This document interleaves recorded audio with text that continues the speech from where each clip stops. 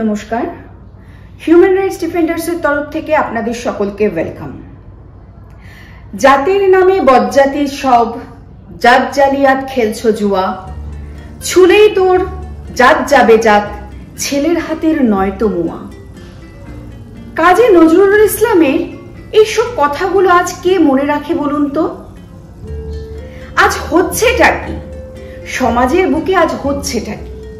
চারিদিকে ধর্মের হানাহানি, খবরের কাগজ, টিভি, মিডিয়া, সমস্ত জায়গাতে যেখানেই দেখা যাচ্ছে ধর্মে ধর্মে হানাহানি, খুনোখুনি, মারামারি।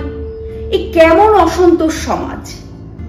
রাজনীতির চাপে পড়ে আজকে আমরা লড়াই করছি, কিন্তু একটা জিনিস ভাবুন, যাদের সাথে আমরা লড়াই করছি সেই সব মানুষগুলোর সাথে কোনো সময় ছোটবেলায় আমরা একসাথে পড়াশোনা করে বড় হয়েছি, একসাথে মাঠে খেলাধুলা করেছি, বৃষ্টিতে একসাথে ভিজে আমরা বাড়িতে ফিরেছি। সেই মানুষগুলোই আজ রাজনৈতিক জাতাকলে পড়ে একে অপরকে মারছে। কিসের বিদ্বেষ বলুন তো? ওরা জানে না কিন্তু এটা শুধু মারামারি করে যাচ্ছে। জেনে রাখুন, ধর্মের ভিত্তিতে এই দেশ ভাগ হয়েছে।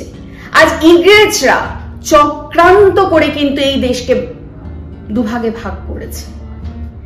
প্রবল চক্রান্ত ছিল তাদের। আজ ঠিক পলিটিক্যাল পার্টিগুলো ঠিক সেই চক্রান্তই করে যাচ্ছে। ধর্মে ধর্মে ভাগাভাগি করে দিচ্ছে, গ্রামে গ্রামে, এলাকায় এলাকায়। এ কিসের রাজনীতি?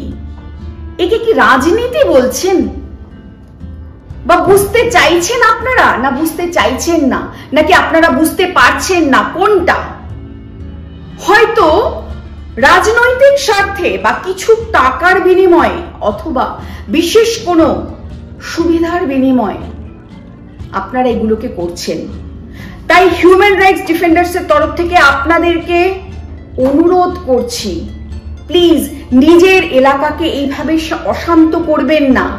শান্ত হন আপনারা, সমাজকে শান্ত করুন, আপনার এলাকাকে শান্ত করুন। এইভাবে চলতে থাকলে কেউ ভালো থাকতে পারবে না। না পারবেন আপনি, না পারবো আমি। বাড়বে অশান্তি, উৎকণ্ঠা।